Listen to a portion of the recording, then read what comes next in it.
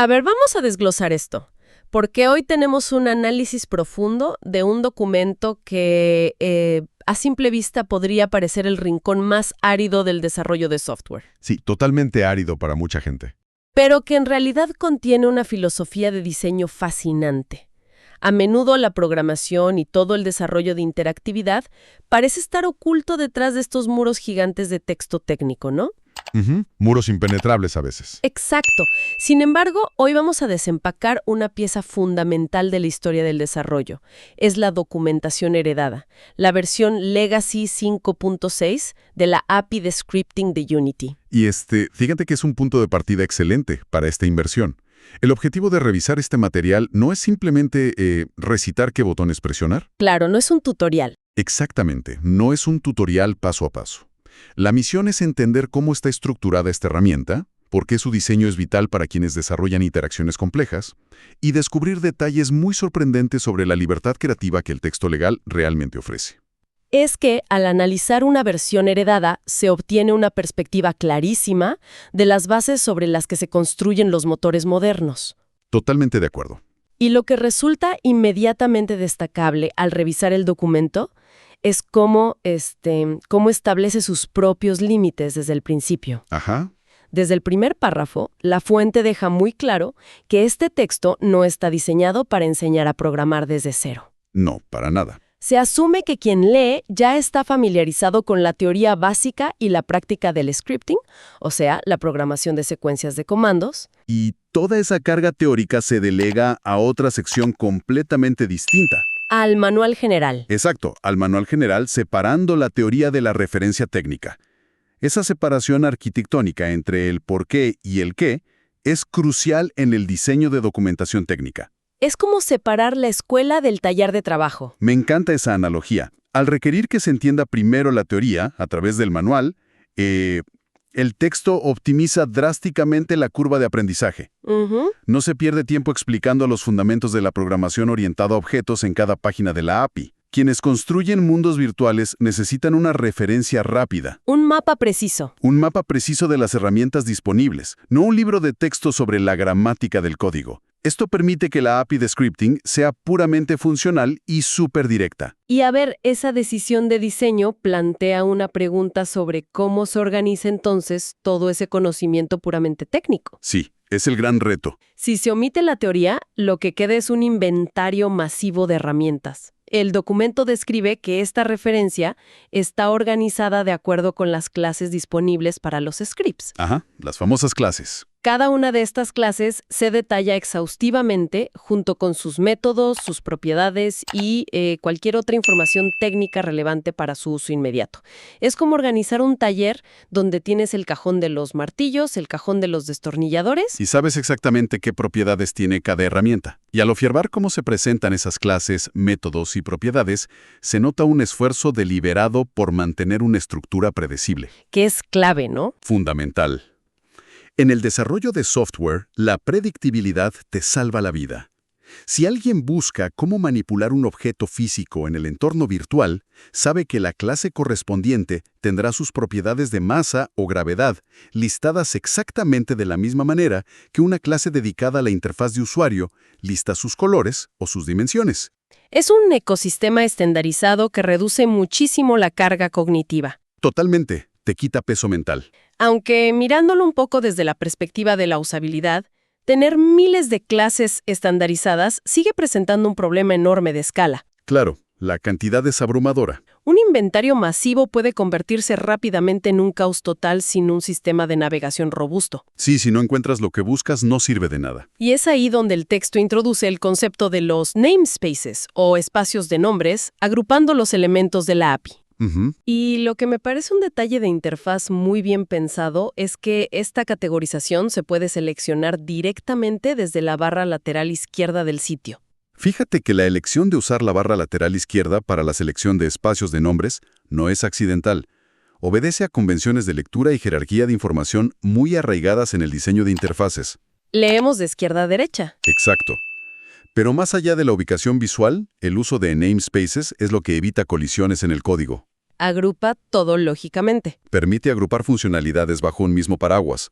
Y el documento subraya un punto arquitectónico muy específico al respecto. ¿Cuál es ese? Establece que, para la gran mayoría de los usuarios, la sección llamada Unity Engine será el puerto de llegada principal. Ese término, referirse a Unity Engine como el Main Port of Call, el puerto principal, es bastante revelador sobre la arquitectura del motor en esa versión 5.6. Sí, te dice mucho de cómo pensaban. Sugiere que, a pesar de la existencia de múltiples espacios de nombres para funciones altamente especializadas, hay un núcleo masivo e indispensable, por el que casi todos los scripts tienen que pasar sí o sí. Y centralizar tanta funcionalidad en un solo puerto de llegada es una filosofía de diseño con implicaciones bien profundas. Acelera todo. Por un lado, simplifica enormemente el inicio de cualquier proyecto. Quienes programan no tienen que importar docenas de bibliotecas distintas para realizar tareas básicas. Claro, ya viene todo en el paquete. Al llamar a ese núcleo principal, ya tienen acceso a la manipulación de objetos, las físicas, el renderizado y las entradas del usuario. Todo ahí. Es súper conveniente. Y por otro lado, demuestra cómo el motor fue concebido para ser accesible. Agrupar lo más crítico en un solo lugar evita esa fragmentación del conocimiento que a menudo asfixia a quienes interactúan con motores de desarrollo por primera vez. Es una forma de anclar a la persona, que desarrolla dándole un territorio familiar antes de que necesite aventurarse en espacios de nombres más periféricos o complejos. Un refugio seguro. Ahora bien, pasando un poco de la estructura a la aplicación práctica, hay un elemento en la documentación que para mí transforma por completo la manera en que se interactúa con la información. A ver, cuéntame. El texto señala que las páginas están extensamente provistas de código de ejemplo. Ah, los ejemplos de código. Proveer ejemplos es una práctica estándar en la industria. Sí. Pero lo que realmente amerita un análisis detenido aquí son las condiciones legales bajo las cuales se proporcionan esos fragmentos. Es el momento, de este documento. La documentación aborda este tema de frente, estableciendo reglas que, según la propia fuente, aplican a pesar de cualquier cosa estipulada en los términos de servicio generales. Exactamente. Y la redacción de esos términos es lo que cambia el paradigma por completo. Es increíble. La fuente detalla que Unity otorga una licencia que es no exclusiva, intransferible, no sublicenciable y, lo más crítico de todo, libre de regalías o royalty free. Libre de regalías. Permite acceder, usar, modificar y distribuir los ejemplos de código sin siquiera requerir que se dé crédito a la empresa. Si nos detenemos a analizar el impacto de esa decisión legal, de verdad es monumental para la industria del desarrollo. Usualmente el código de terceros introduce muchísima fricción. Fricción legal, dolores de cabeza. Exacto. Quienes desarrollan proyectos comerciales tienen que realizar auditorías súper exhaustivas para asegurar que ninguna línea de código insertada accidentalmente requiera atribución. O peor aún. Peor aún, el pago de regalías, lo cual podría comprometer las ventas futuras de un producto entero. Claro, te demandan por un bloque de código. Así es. Al otorgar una licencia completamente permisiva y libre de atribución para los ejemplos, la documentación elimina de tajo esa parálisis por análisis legal. Es una eliminación total de la fricción entre el aprendizaje y la producción comercial. Permite que alguien tome un fragmento de código destinado simplemente a explicar cómo funciona la gravedad, lo modifique para que se adapte a su juego, lo integre en un producto que va a generar ingresos. Sin miedo. Y todo esto sin tener que preocuparse por rastrear el origen de esa función para ponerlo en los créditos finales. Básicamente convierte la documentación técnica en un repositorio de recursos de dominio público de facto. Y va mucho más allá de la simple conveniencia legal. Fomenta un entorno de experimentación radical. Totalmente. Cuando no hay miedo a repercusiones legales por usar el código exactamente como está escrito en el manual, se acelera el prototipado a una velocidad increíble. Copias, pegas y pruebas. Esa política de copiar, pegar, modificar y distribuir sin crédito es probablemente uno de los pilares invisibles que permitió la proliferación masiva de proyectos independientes en esa época. Se construyó una confianza absoluta en que la herramienta estaba ahí para ser utilizada en su totalidad. Sin condiciones ocultas, sin trampas. Sin letras pequeñas. Esa idea de flexibilidad absoluta nos lleva a otro punto crucial, que la documentación detalla sobre la interacción con estos ejemplos. Se menciona un nivel de personalización en la lectura que es fundamental hoy en día. El tema de los lenguajes.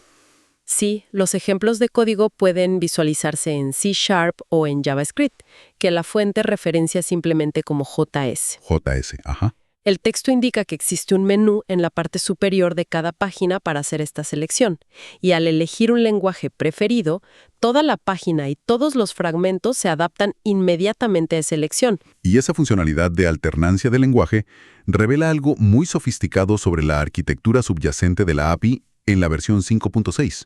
¿En qué sentido? En que la documentación subraya explícitamente que la API es exactamente la misma independientemente del lenguaje que se utilice. Eso es enorme. Esto significa que la elección entre C# y JS se reduce puramente a una preferencia personal de sintaxis, no a una limitación de capacidad técnica. Resulta intrigante pensar en el esfuerzo técnico gigante necesario para lograr esa paridad.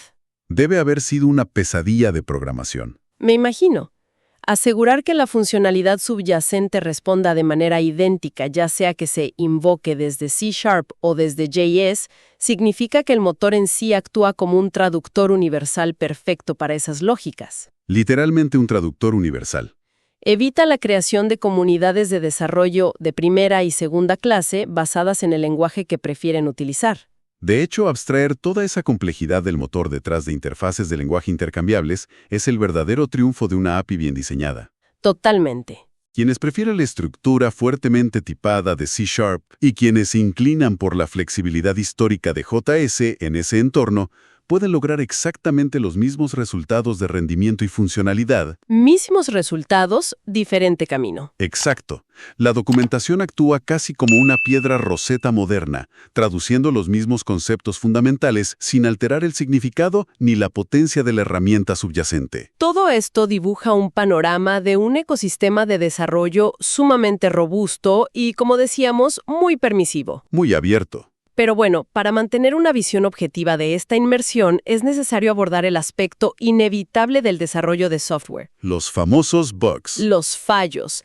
¿Qué ocurre cuando las promesas de la documentación chocan con la realidad del código en la pantalla y las cosas simplemente no funcionan? Esa es la prueba de fuego para cualquier recurso técnico, especialmente para uno clasificado como heredado o legacy. Ajá. La documentación de la versión 5.6 incluye una sección dedicada a la retroalimentación, específicamente instruyendo sobre cómo dejar comentarios, o leave feedback. Muy útil. Y lo más importante es que reconoce abiertamente la existencia de lo que denominan known issues, es decir, problemas conocidos. Esa franqueza estructural me parece vital.